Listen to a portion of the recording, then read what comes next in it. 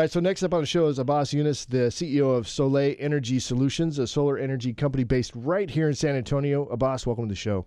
Thank you for having me. All right, so solar. How did you get involved with solar? What's the deal there? So, kind of goes really way back because by trade, I'm an electromechanics engineer, right? When I got to San Antonio, my first venture was really working as a contractor for the utility. Okay. The local utility here. And as the time went on, I saw that there was a need for an alternative, energy solution, basically. On my path of networking with people or with customers or with local homeowners here, there was an issue with mostly every single solar system that I came across. And, when I met, I would say my ex-partner by now, she was selling in the solar industry. So what I was doing was I was reviewing their plans. I was doing the electrical background for those plans. And one day we literally sat outside and having a cigar and a couple of glasses of wine, and the conversation started with, I don't like my job. And I was like, well, we're starting a solar company then. That was how it really just jump-started. And that was one of the best anecdotes of my life. So, and ever since, we started to address, the needs of the customers that had issues with their panels. And the more we established that relationship, the more referrals we got, the better we've gotten at it, of course. And that's how we grew. So one of the biggest things I hear about when it comes to solar is how efficient is it? Where's the technology at now? Right now, I would say probably 10 years ago, you would have thought about a 12, 13% efficiency.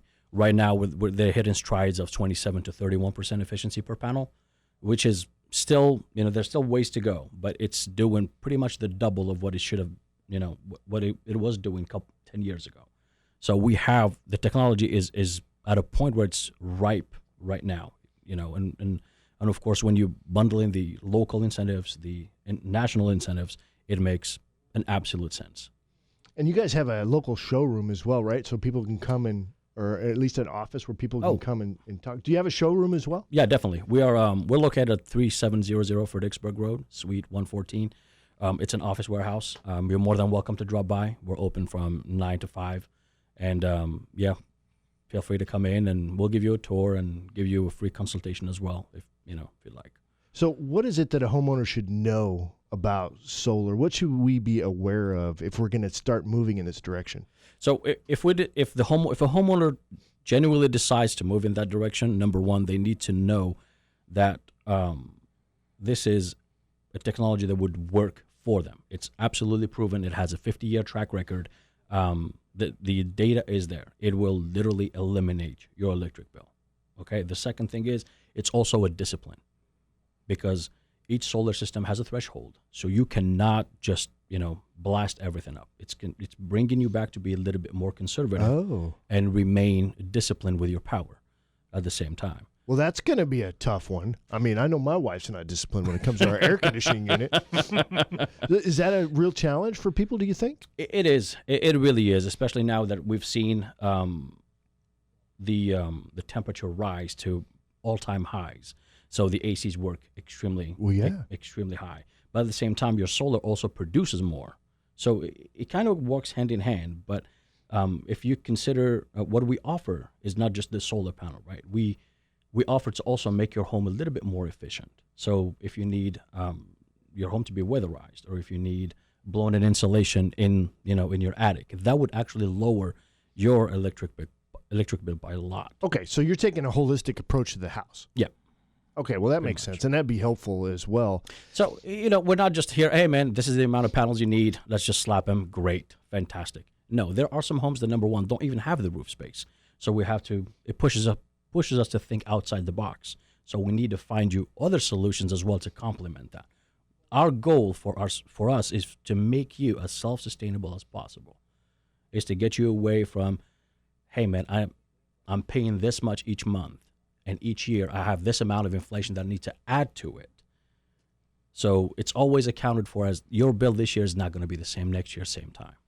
Right. So what kind of savings are we looking at on average? On average, we shoot for 85 to 95% of your total yearly consumption. Okay. Right. So let's say you're consuming 10,000 kilowatt hours a year, we shoot for 9,500, 8,500 to 9,500. Okay. The rest of that little 15 to 5% that we leave you is really more of your trigger discipline. That's what we call it. If your roof does not have enough room as well, we're gonna bring in some more energy efficient things. And those adders, we actually give them sometimes for free, just like a supplement. Hey, you need this. We don't have the 100% yet. So what we're gonna do is we're gonna throw this in just to kind of close the gap and make it more worthwhile and have a better ROI for you too as well. Okay.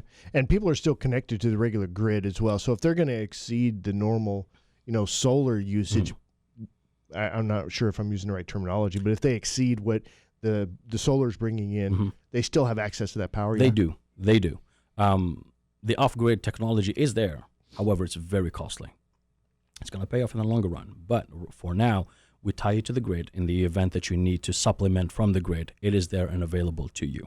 Is there an increased cost to use the grid once you've rolled in solar, or No. is it pretty much No. the same? CPS actually is very well aware of that, so they have not really bumped up the prices because you have solar.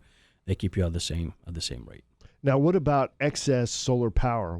Does it go back into the grid? I've heard of that. I don't know if that's a thing or not. It does. It does. If it goes back into the grid, it's credited at the end of the month to you in kilowatt hour values. So it translates pretty much 1 for your bill.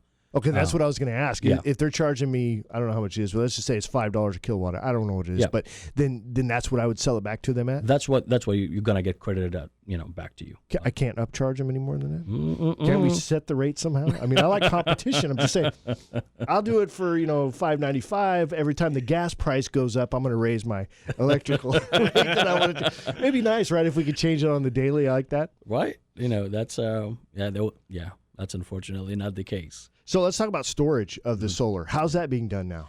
Storage now has come a long way.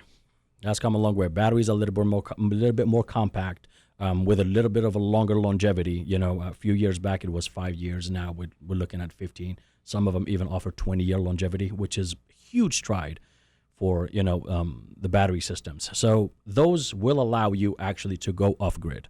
They will allow you to be self-sustainable.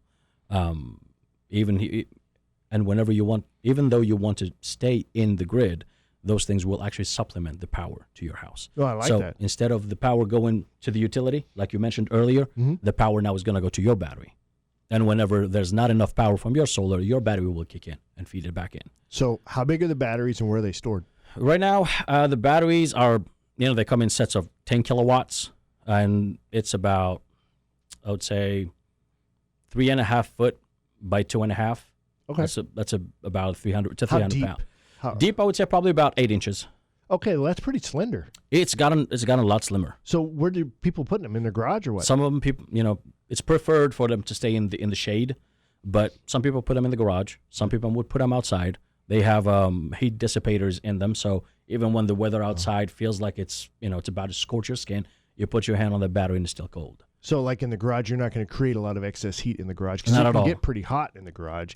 Yep. I mean, it's not the sunlight hitting it, but it Yeah. still can get hot. It does, but those batteries actually don't heat up like that. Oh, awesome. So what's the most batteries you've seen a client put in? I'm curious. Right now, I think the one that wins the cake, it was 12. Okay. 12 batteries, and that's for the whole home backup. So we literally took his solar system, his battery bank, and pretty much put it instead of the utility grid. Okay. But is he still connected to the grid?